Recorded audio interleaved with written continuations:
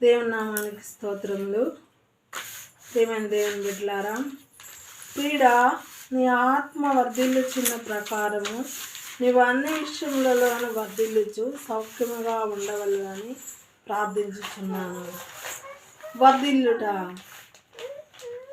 ఈ యొక్క నూతన సంవత్సరంలో మనం వర్ధిల్లాలి. మన కుటుంబము దేవుని సన్నిధిలో వర్ధిల్లాలంటే మొట్టమొదట మనం ఆత్మలో వర్ధిల్లాలి. దేవుని యొక్క ఆత్మలో వర్ధిల్లుట అనగా మనము దేవుని ప్రేమతో మన హృదయమును నింపుకోవాలి. ఎప్పుడైతే దేవుని యొక్క ప్రేమతో, దేవుని ప్రేమ, తండ్రి ప్రేమ మన హృదయంలో నింపబడుతుందో మనం ఖచ్చితంగా వర్ధిల్లుతాము.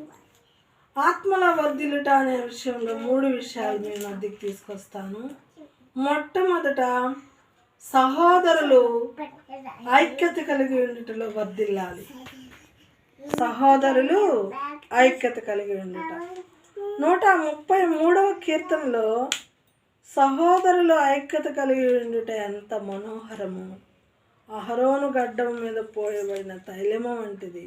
అది అంగీ వంచే వరకు కారి పరిమళ వాసన గలదు. మనం ఎప్పుడైతే సహోదరుల కుటుంబంలో ఐక్యత కలిగి ఉండాలి, సంఘంలో ఐక్యత కలిగి ఉండాలి, ఒకరిని ఒకరు క్రీస్తు ప్రేమలో, ఆ ఐక్యతలో మనం ప్రేమలో వర్ధిల్లితే ఆత్మలో మనము వర్ధిల్లినట్లే. మన ఆత్మలో మనం వర్ధిల్లుచున్నప్పుడు లోకము మన యొద్దకు రాదు. యోహానుకు రాసిన మొదటి పత్రిక 2వ అధ్యాయం 15వ వచనంలో, ఈ లోకమునైనను లోకములో ఉన్న వాటినైనను ప్రేమింపకుడి. ఎవడైనను లోకమును ప్రేమించిన యెడల తండ్రి ప్రేమ వాళ్ళలో ఉండదు. లోకమును మనం ఎన్నోసార్లు లోకంలో ఉన్న వాటిని, కంటితో చూసిన వాటిని, లోకంలో ఏది చూస్తాం వాటిని తలంచి హృదయంలో యోచించి, అలా మనం తలంచి యోచించి మనము దేవుని యొక్క సన్నిధిలో ఎన్నో కోల్పోతుంటాం. దేవునికి ఆయాసకరమైనటువంటి జీవితాన్ని జీవిస్తాం. అందుకే యోహాను గారు, ప్రియుడా, నీ ఆత్మ వర్ధిల్లుచున్న ప్రకారము అన్ని విషయములలో సౌఖ్యముగా ఉండు. మనకు ఏదైనా కష్టం వచ్చినప్పుడు, బాధ వచ్చినప్పుడు, దుఃఖం వచ్చినప్పుడు మన ఆత్మను మనం దుఃఖపరుచుకుంటూ దాన్ని ఎంతగానో నలిపేసుకుంటాం.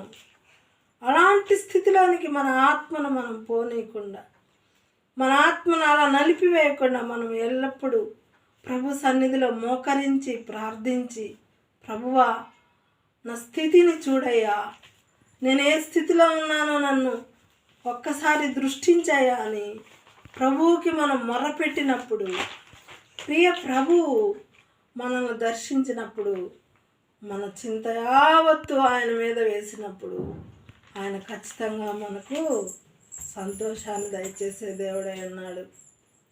మనం ఆ యొక్క ఆత్మని నలిపివేసుకున్నప్పుడు, ఆ ఆత్మని మనం ఎంతగానో నలిపివేసుకున్నప్పుడు మనకు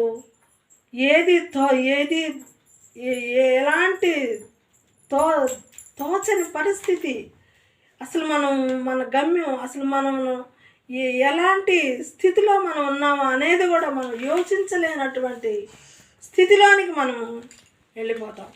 కాబట్టి మన ఆత్మను మనం ఏం చేయాలంటే ఎల్లప్పుడూ దేవాతి దేవుణ్ణి ప్రార్థించుటలో, ఆయనకి ఎల్లప్పుడూ ప్రార్థనలో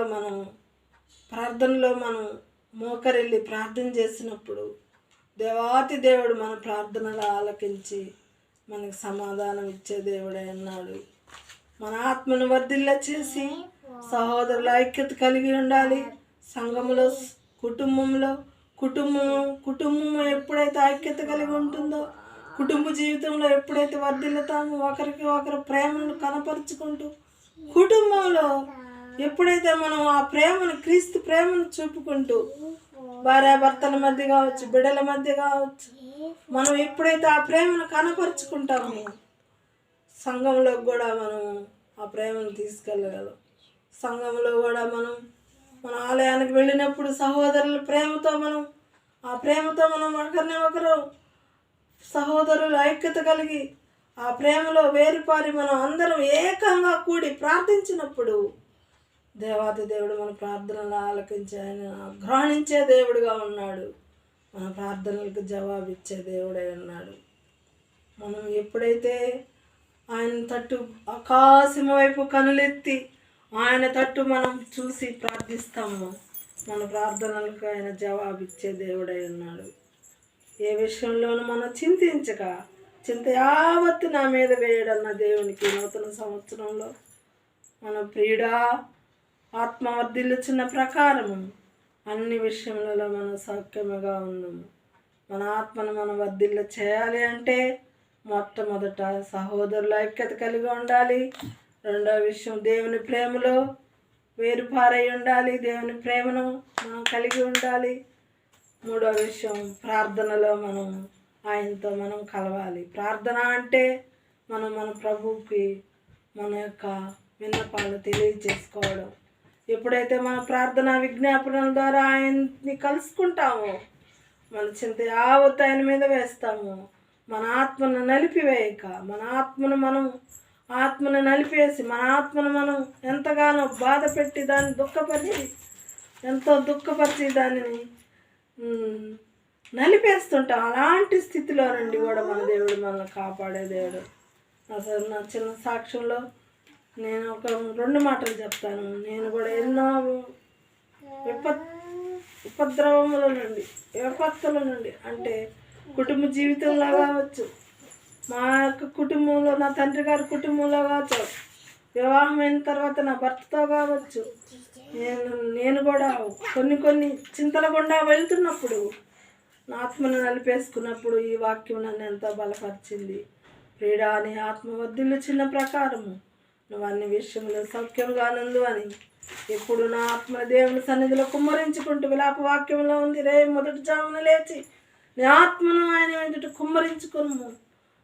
ఆయనని మనవలన్నీ ఆలకించి నీ జవాబు దయచేసే దేవుడై ఉన్నాడని. ఆయన మనకు తండ్రి, మనం ఆయన బిడ్డలమై ఉన్నాము. తండ్రి ఎప్పుడు బిడ్డల కొరకు బహుమానాలు ఎత్తిపెట్టే ఉంటాడు. నా బిడ్డలు నా యొద్దకు వస్తే నేను వాళ్ళకి ఏ ఆశీర్వాదమైన ఇవ్వాలని ప్రతి ఆశీర్వాదం ఆయన యొద్ద ఉంది. కాబట్టి మనం జాగ్రత్త కలిగి ఈ 2022 సంవత్సరంలో అలా మన ఆత్మను వర్ధిల్లు చేయి, ఆత్మలో వర్ధిల్లుదాము, దేవుని దీవెనలు పొందుదాము. దేవునికి స్తోత్రం కలుగును గాక.